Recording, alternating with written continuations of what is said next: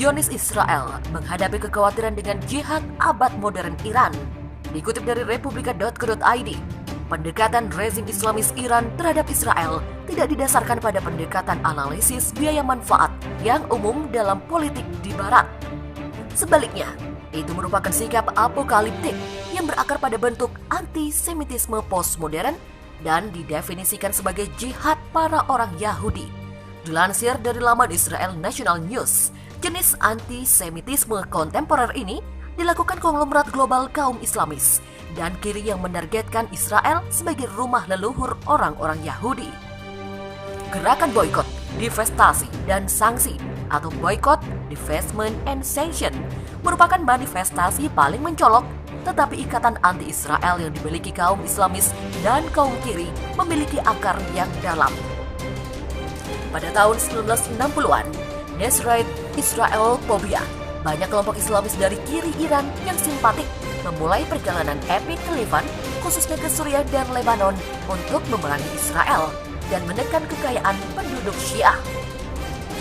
Ketika Raja Hussein dari Jordania mengusir Yasser Arafat dan Organisasi Pembebasan Palestina atau PLO karena berusaha menggulingkan kerajaan Hashemite, kelompok teror itu memindahkan markas besarnya ke Beirut melalui mediasi para pemimpin Arab lainnya.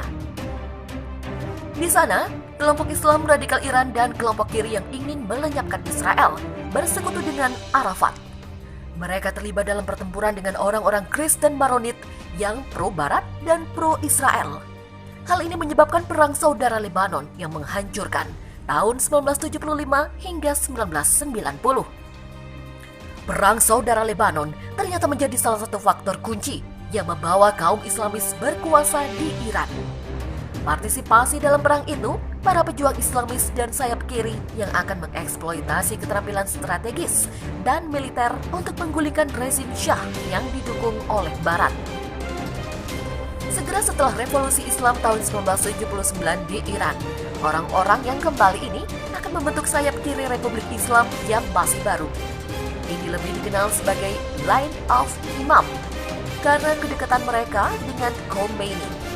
Mereka merupakan faksi anti-Israel dan anti-Barat tanpa henti yang tertarik pada ekspor revolusi di luar perbatasan Iran dengan biaya berapapun.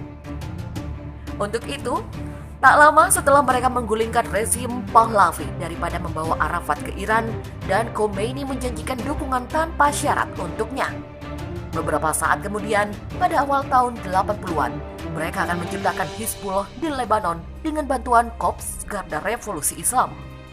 Iran-Contra Affair yang terkenal buruk, di mana para pejabat senior Amerika Serikat menjual senjata ke Iran dan menggunakan hasil untuk membiayai Kontras Nicaragua, diekspos oleh faksi kiri sebagai indikator bahwa sistem Iran telah terjual habis ke Amerika Serikat dan Israel. Pada titik itu, Khomeini menindak untuk mencegah celah dari membuka jajaran rezim nasib Line of Imam secara bertahap menurun, sampai mereka sepenuhnya dikalahkan oleh faksi Khamenei setelah kematian Khomeini pada tahun 1988. Seiring waktu, antipati ideologis rezim Islamis yang sebagian besar terhadap Israel berkembang menjadi strategi politik besar untuk membangun kerajaan di Timur Tengah dan sekitarnya. Menyusul aspirasi lama tentang kebangkitan Dar al-Islam dan kepemimpinan dunia Islam yang dimulai dengan Khomeini, kemudian berlanjut lebih sistematis di bawah Khamenei. Republik Islam mengeksploitasi Israelfobia sebagai pengungkit strategis untuk memajukan tujuannya di antara negara-negara mayoritas Muslim di wilayah tersebut dan politik kiri di Barat. Terlepas dari perbedaan, baik kaum fanatik Syiah dan Sunni bersatu dalam kebencian mereka terhadap Israel. Hal ini yang menempatkan mereka dalam tempat yang sama sejauh yang menyangkut Barat kiri. Rezim Islamis memanfaatkan titik konvergensi antara fanatik Muslim dan kaum kiri untuk memajukan proyek ekspansionisme ideologis dan teritorialnya di Timur Tengah, serta untuk mengkonsolidasikan kehadirannya di Barat. Semua itu dapat ditambahkan upaya rezim yang sedang berlangsung untuk melemparkan kunci ke dalam proses perdamaian Arab-Israel. Rezim Islam tidak menganggap frase Israel harus dihapus dari muka bumi. hanya sebuah slogan. Hal itu menjadi titik prinsip dan terus dilakukan. Baru-baru ini, rezim telah berusaha menargetkan warga sipil Israel melalui serangan cyber. Pada April tahun ini, peretas Iran melakukan serangan cyber pada sistem manajemen air Israel untuk meningkatkan kandungan klorin dalam pasukan air nasional. Hal tersebut dilakukan dengan tujuan menyebabkan keracunan massal warga Israel.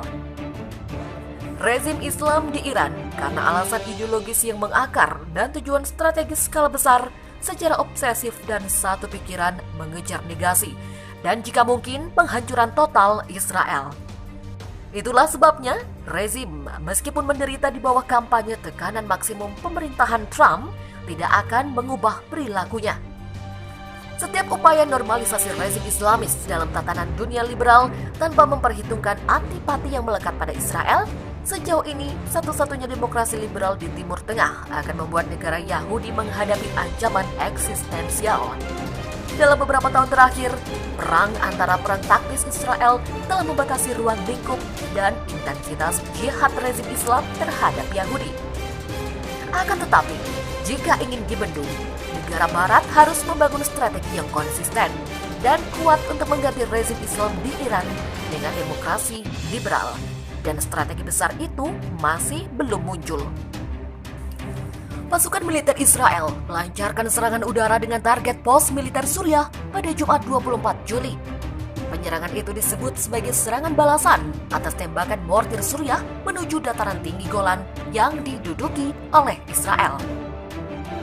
Serangan ini berhasil mengenai sejumlah sasaran, termasuk pos-pos pantau SAF dan sistem pengumpulan intelijen yang berlokasi di pangkalan SAF.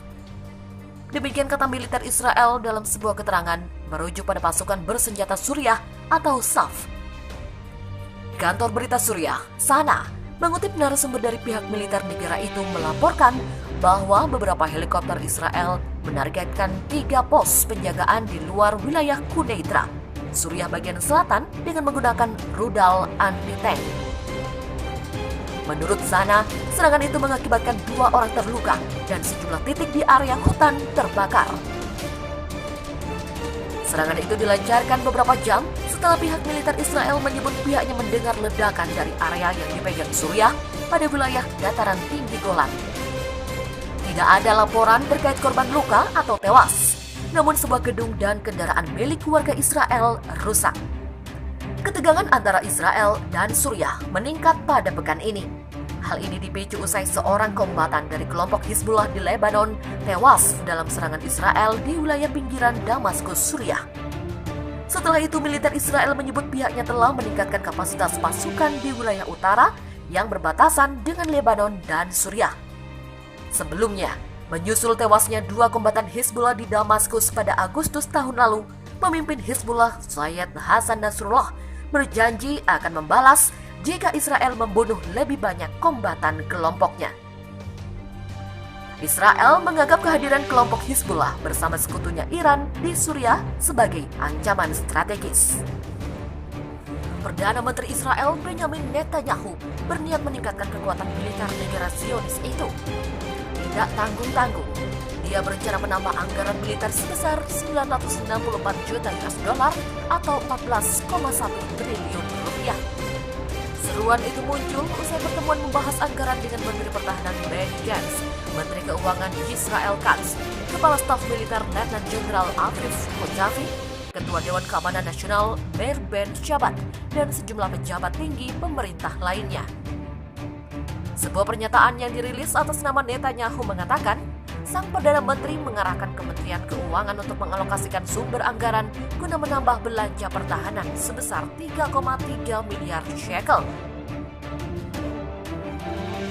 Anggaran tambahan tersebut diperlukan untuk membiayai aktivitas pasukan pertahanan Israel saat ini, pembangunan dinding pembatas jalur Gaza, dan area-area penting tambahan yang tidak akan mengalami penundaan. Netanyahu mengatakan langkah itu diperlukan seiring munculnya ancaman keamanan di sekitar wilayah Israel. Ancaman yang dimaksud Netanyahu adalah kehadiran sang musuh bebuyutan Iran di tanah Suriah. Israel mengakui telah melancarkan ratusan serangan udara di Suriah dengan mengklaim serangan itu diarahkan ke target lain.